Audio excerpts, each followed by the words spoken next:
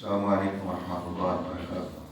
الحمد للہ رب العالمین والعاقبۃ للمتقین والصلاۃ والسلام علی سید الانبیاء والمرسلین وعلی آلہ واصحابہ اجمعین، اما بعد فاعوذ باللہ السمیع العلیم من الشیطان الرجیم من ہمزہ ونفخہ ونفثہ۔ بسم اللہ الرحمن الرحیم۔ سورہ اعراف کی آیت نمبر 32 سے آیت کا درس شروع ہو رہا ہے۔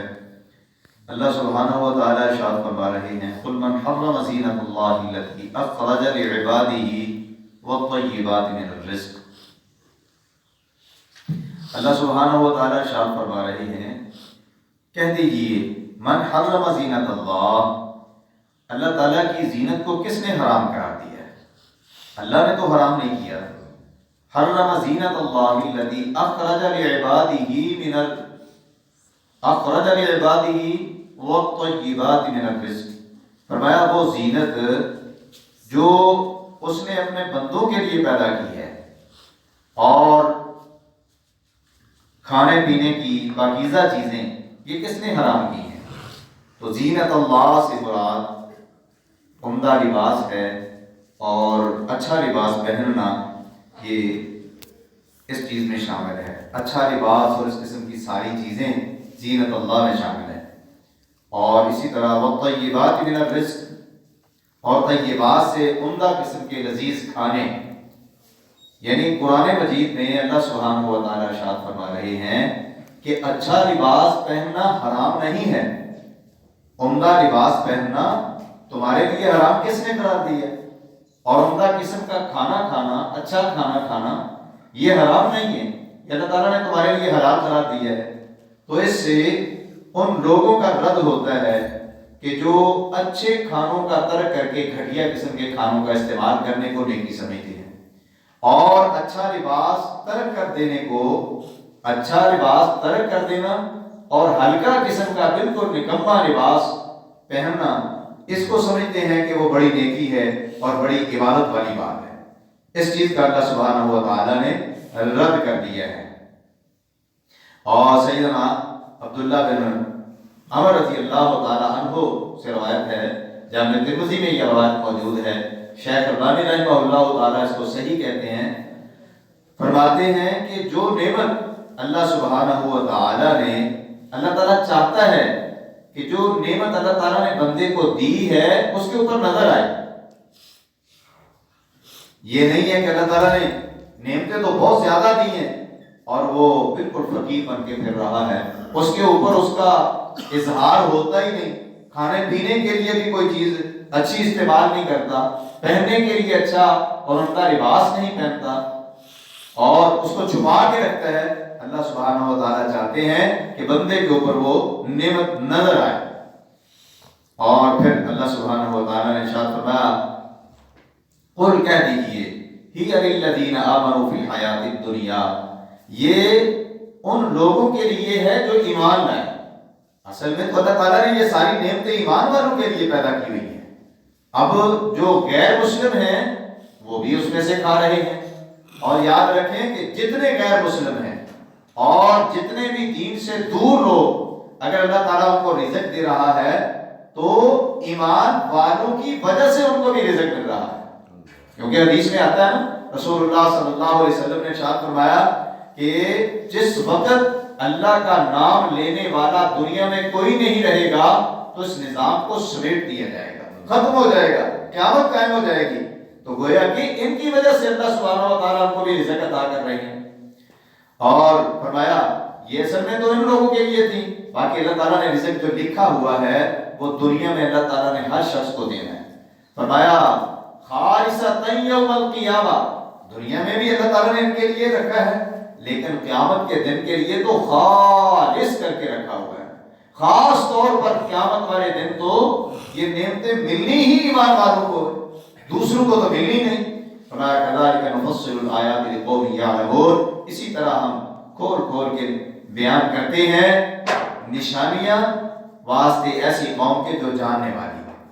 فرمایا قل انما حرم ربی الفواحش ما ظهر منها وما بطن والاسم والبغي بغیر الحق وَأَن تُشْرِكُوا بِاللَّهِ مَا لَمْ يُنَزِّلْ بِهِ سُلْطَانًا، کہہ دیجئے میرے رب نے تو صرف بے حیائیوں کو حرام قرار دیا۔ انما کلمہ حصر ہے، یعنی اس کے علاوہ کسی چیز کو حرام نہیں قرار دیا۔